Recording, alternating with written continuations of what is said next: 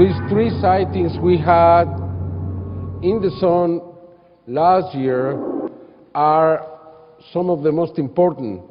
Even though NASA tried to explain this, they couldn't. And we really think that we're seeing something really different here. Because as you can see, there is an object there, a black sphere taking energy from the sun. This happened in March 2012, and it is very clear.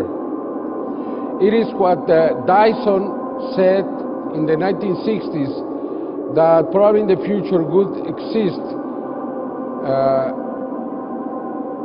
spheres that were as big as planets. And this is what is happening now, and they would go around the suns taking energy from the suns. As we can see here, this object seems to be taking the energy and then going away and creating a turbulence around the sun.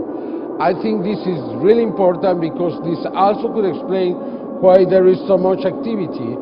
When you have this kind of presence, you have to consider that they bring UFOs inside, hundreds, thousands or millions of UFOs, since these objects are bigger than planets, even than the Earth. This is the second sighting in May 2012, and you can also clearly see this sphere, and now you have a bigger object, again taking energy from the sun. All these were observed by the Solar Dynamic Observatory, which is a telescope in the space.